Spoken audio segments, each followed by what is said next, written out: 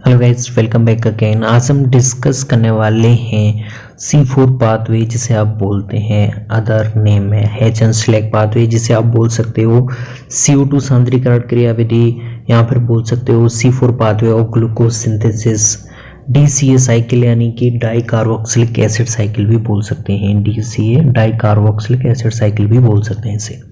हेचन-स्लैक क्यों कहते हैं? क्योंकि यही साइंटिस्ट थे जिन्होंने मक्का और गन्ने की पत्तियों में बताया था कि ग्लूकोज निर्माण की एक नई विधि भी होती है, और पहला जो इसका स्थायी उत्पाद बनता है वो 4 कार्बन का होता है, इसीलिए इसे C4 कहते हैं। अगर 3 कार्बन का बनता है तो उसे C3 प्रोसेस कहेंगे।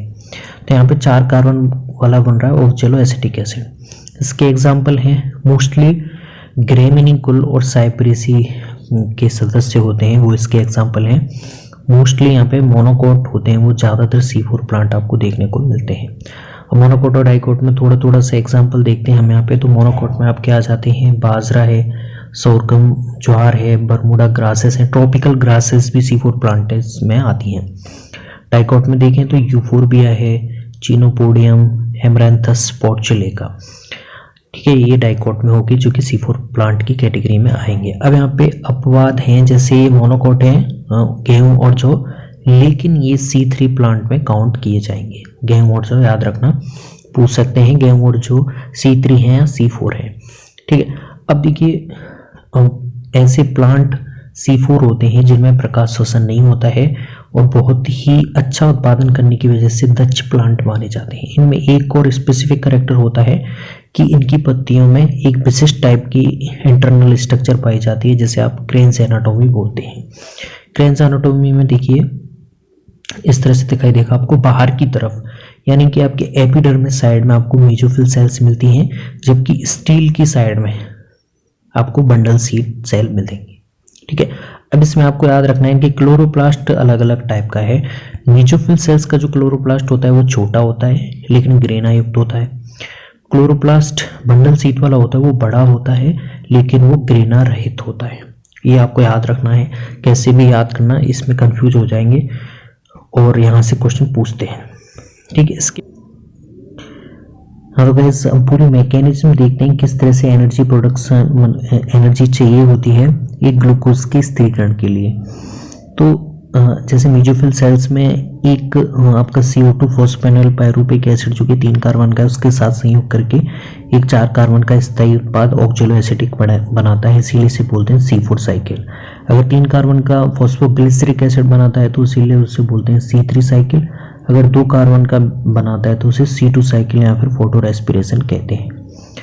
अब ये 4 कार्बन का ऑक्जेलो एसिटिक एसिड चेंज होगा मैलिक एसिड में, और इसके लिए एक NADPH की जरूरत पड़ती है, ठीक है। अब ये मैलिक एसिड यहाँ से ट्रांसफर हो जाएगा आपकी बंडल सीड सेल में, ठीक है।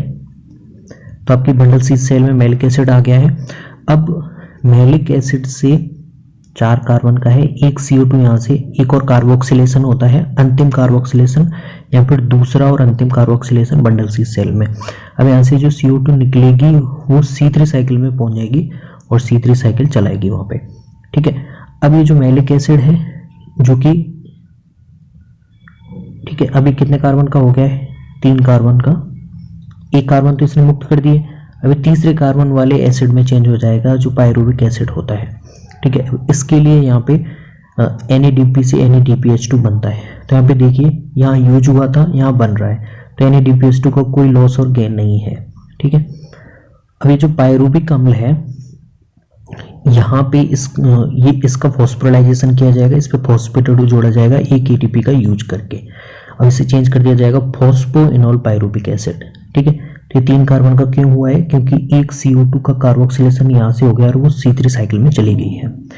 एक ATP का खर्च यहाँ हुआ है, दूसरी एक और ATP चाहिएगी हमें, क्योंकि ये जो एडेनिन मोनोफॉस्फेट और इनऑर्गेनिक फॉस्फेट है ये क्या बना लेते हैं, एडेनिन डाइफॉस्फेट बना लेते हैं, ठीक है।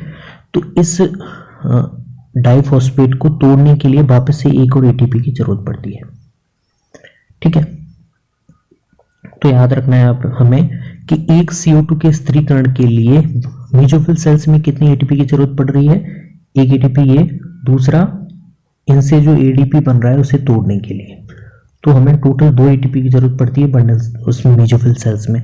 और पूछा जाए बंडल सी सेल में कितने एटीपी और एनएडीपीएसटी की जरूरत पड़ेगी, तो यहाँ पे C3 साइकिल चल रहा है और एक C3 साइकिल एक CO2 के स्थिरीकरण के लिए यहाँ पे आपको चाहिए, एक CO2 के स्थिरीकरण के लिए C3 साइकिल में जब चलेगी तो वहां पे आपके लिए चाहिएगा 2 NADPH2 प्लस 3 ATP, ठीक है। और ग्लूकोज में कितने होते हैं, C6H12, कार्बन 6 होते हैं, तो आपको ये 6 बार साइकिल चलाना पड़ेगा, जिससे आपको अगर 12 NADPH2 और यहाँ पे भी 6 का गुणा कर दीजिए 18 ATP आ जाएंगे। तो एक C4 साइकिल से एक ग्लूकोज के निर्माण के लिए आपको स्वांगीकारी शक्ति कितनी चाहिए होगी, 2 ATP। तो यहाँ पे एक बार साइकिल चलाने पे तो यहाँ से कितने बन जाएंगे, 6 बार जब चलेगा तो 12 ATP यहाँ से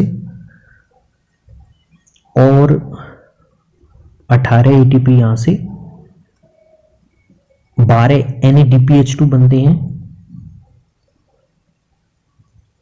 ठीक है। और एक NADPH2 से शटल के माध्यम से कितने ATP बनते हैं, तो 3। तो यहाँ पे 3 से गुणा कर दीजिए तो 36 ATP, 36 प्लस 18 ये हो गया आपके 54। तो टोटल 54 तो बंडल सी सेल में मिल जाएंगे आपको और 12 मिल जाएंगे आपको न्यूट्रोफिल सेल से। तो टोटल आपके C4 साइकिल में एक ग्लूकोज बनाने के लिए आपको कितनी एनर्जी चाहिए होगी, 66 ATP की जरूरत पड़ती है, ठीक है। थोड़ा करेक्टर्स देखते हैं यहाँ पे। तो आपकी मीजोफिल सेल्स में कैल्विन साइकिल एब्सेंस होता है, या रूबिस्कोबी एंजाइम एब्सेंट होता है, या ग्रेनल होता है क्लोरोप्लास्ट, लेकिन कैसा होता है, छोटा होता है। यहाँ पे जल का प्रकाशिक अपघटन नहीं है, इसलिए ऑक्सीजन मुक्त नहीं होती है। रूबिस्को प्रेजेंट होता है। अग्रेनल क्लोरोप्लास्ट है लेकिन बड़ा होता है, क्लोरोप्लास्ट बड़ा होता है लेकिन ग्रेना रहित होता है। अब देखिए C4 प्लांट में एक ग्लूकोज उत्पादित करने के लिए आपको जो शक्ति चाहिए होती है वहां पे कितनी चाहिए कि 12 NADPH2 प्लस 30 ATP, यानी कि आपको 66 ATP। अब यहाँ पे डिवाइडेशन देख सकते हैं दोनों में, जिससे आपको कंफ्यूजन नहीं होगा। मेजोफिल सेल्स में कितनी चाहिए, एक CO2 के स्थिरीकरण के लिए 2 ATP चाहिए होते हैं, जबकि बंडल सी सेल में एक CO2 के स्थिरीकरण के लिए आपको 3 ATP प्लस 2 NADPH2 चाहिए होते हैं। अब एक ग्लूकोज जिसमें 6 कार्बन होते हैं तो 6 बार CO2 के लिए कितनी चाहिए होंगे, हर किसी में 6 से गुणा कर दीजिए तो 6 × 12 आ जाएगा, यहाँ 18 आ जाएगा और यहाँ 12 NADPH2। अब एक NADPH2 से कितना मिलता है आपको, 3 ATP फॉस्फोराइलेशन शटल के द्वारा, तो ये हो जाएंगे 36 प्लस 18 प्लस 12, ये हो जाएंगे आपके 66।